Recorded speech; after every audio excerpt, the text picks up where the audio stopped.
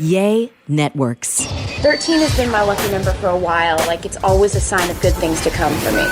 This is 13, a Taylor Swift fan podcast, breaking down every song, every Easter egg, every era, and every theory. Hosted by the biggest Swifties, Nick Adams, Anna Casillejos, Amy Nichols, and Lacey G. Welcome to 13, a Taylor Swift fan podcast. My name's Nick Adams. I'm Anna. Amy. And I'm Lacey G. And today we're breaking down Taylor's song, Ronan. You were my best for years. This is the 20th track on Red, Taylor's version. It was written by Taylor Swift and Maya Thompson, and this is a sad one. This is kind of one that's kind of tough to listen to for a lot of people, and it has a really special meaning. So right now we're going to dive into Ronan. We're going to talk about the history of the song, what the song's about, but we do want to let you know we do have something very special that's posted now. We want you to listen to this and then immediately go listen to our conversation with Maya Thompson, with Ronan's mom, and she can give you all of her insights about the song. Ronan, it was released originally as a charity single in 2012, and Taylor wrote it based on a blog that she had read. Called Rockstar Ronan. And the blog is all about Maya's experience of her and her son battling childhood cancer. He had neuroblastoma. He passed away in 2012, and Taylor wrote this song after reading it, and she performed it live at Stand Up to Cancer. And she's only performed it twice, Stand Up to Cancer, and then she performed it one time on her 1989 World Tour when she had to stop in Arizona, which is where Maya and Ronan live. And here's a little bit of Taylor at the concert kind of introing the song and talking about what was so special about Maya's blog that made her want to write this song. And in it was this account of what it's like to watch cancer take over your life. And since then, I've had cancer hit really close to me in my family. And so because Maya's right there, I would like for you to give her a round of applause, please. When I was reading her blog, I decided that her account of things was so heart-wrenching and so honest that I took a lot of the things that she said and I put them into a song, and I put her as the co-writer because she is the rightful co-writer of the song called Ronan. And when we put it out, and so that was the only two times she's performed it. Mm-hmm. So that makes you know that this song is very special to Taylor. It's very near and dear, and it's a tough song because, like she just said in that clip, and like we've known since then, that her mom has battled cancer several times. Mm-hmm. And that is definitely something that's extra close to her and her family.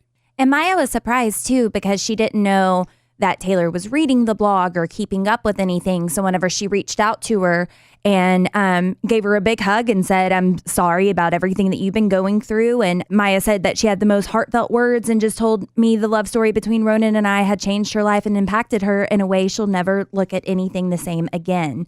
And asked for her permission to write the song, gave her a co-writing credit. And Maya just thought that this was going to be a charity song. She didn't realize that it was going to go on the album and have a new place. So she was enraged whenever Taylor's masters were sold to Scooter Braun. Mm-hmm. She was up in arms about it and posting like, how could you take this woman's words and sell them for your own benefit whenever this came from her? Because she said she was in awe of the way that she was able to take my pain and turn it into poetry. Yeah. Because Taylor has such a special gift to be able to do that and make something so remarkable. In her words from Twitter, "I'm not okay with my son being in the hands of anyone other than Taylor Swift." Yeah. Well, and we all feel, yes, Taylor should own her music, but Maya has a very extra layer of why she should own her music and this song specifically. And then I want to say that I think she wasn't sure if it was going to be on Red, Taylor's version. So that kind of came as a surprise also, the fact that she re-recorded it now. And she was allowed to be the one to announce it. You know, there's ownership. I mean, she was already co-written, had credit, but just ownership of that. Maya wrote, "To see Ronan, Taylor's version, on an actual album will forever be one of the most proudest, most incredible moments of my life, and having my name beside Taylor's feels like a dream I never want to wake up from. I love you, Taylor. Thank you for all the ways you continue to make my little man shine." And what I really love about her including this on Red Taylor's version is that, when it was released and it raised a lot of money for different cancer charities, Ronan's included. And what I like it now updating it continues to keep it out there. It continues to make sure that this song does live on and that Ronan's family can be supported and the cancer charities can be supported so that this song is continuing to live on. I just think it's really special and beautiful that Taylor can make that happen. And man, there are some tough lyrics. I know as a father, I can't even read some of these lyrics because they're too tough. So I try not to listen to the song too much because it's hard. It's a tough song to get through, but I know it has definitely helped a lot of people. It's definitely brought a lot of people together because when you have a sick person in your family, especially a child, it's probably pretty isolating. I mean, it's pretty tough to put into words what you're feeling, and this song does a really good job at that. Flowers piling up in the worst way. Well, and the fact that those were Maya's words. Yeah, absolutely. And that's what makes this song even more extra special, beautiful, is that, Maya wrote a lot of these words, and Taylor just kind of assembled them. She just kind of put the puzzle together. Right. And so it's wonderful that Maya has a writing credit on this too. Yeah, and since then they've started the Ronan Thompson Foundation, and on their website it says the Ronan Foundation's mission is to change the world of childhood cancer by funding innovative research for more effective, less toxic treatments. Since 2010, we have raised over $1 million for childhood cancer research, just in case anybody wanted to visit their website. And Maya is also working on a book right now called A Grieving Mother's Book of Madness. And when we were just talking about lyrics and stuff that are, really heartfelt and tough to listen to, there's a part in the song where Taylor herself kind of has a hard time getting through. It's towards the end of the song, and check this part out.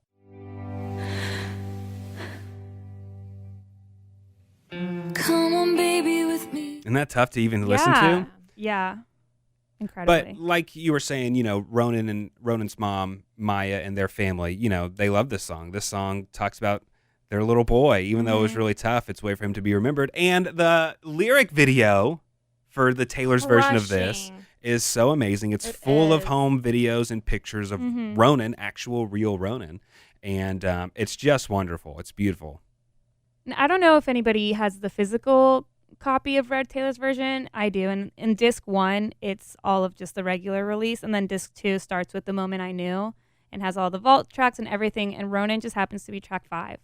On the second physical disc, yes. Wow. So listening to I listen to the CD in my car, and track 5 is Ronan. Surely that had to be planned, right? I would assume. You would hope so. I would assume because we all know how. Track 5 is a very special track on every single Taylor Swift album, and so the fact that it's track 5 on the bonus disc, when I first noticed that, my jaw dropped. I was like, wow, it's just one little tiny thing that not a lot of people understand why that's special, but it is. Mm-hmm. I love this little tidbit.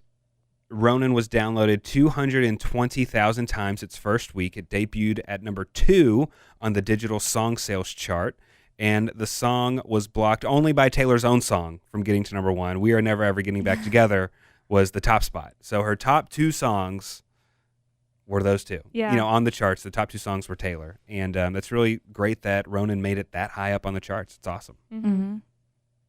And we have so much more to talk about with this song, but we're going to end this episode now because we want you to immediately go listen to our conversation with Maya Thompson on the very next episode. It's posted now, so check it out. And we get into a lot of things, how she felt about Scooter getting control of her masters. We talk about how she even found out that Taylor was reading her blog and everything like that, and how she feels now that there is a Taylor's version of the song. We get to a lot. We talk a lot about Ronan and her wonderful memories with him. So it's a really special interview, and I'm really glad we got to do it. It was really great. Really incredible. So right now, go check out our interview with Maya Thompson. Thanks for listening. The 13, a Taylor Swift fan podcast. Subscribe for free and leave a positive review on Apple Podcasts, Spotify, or Google Podcasts.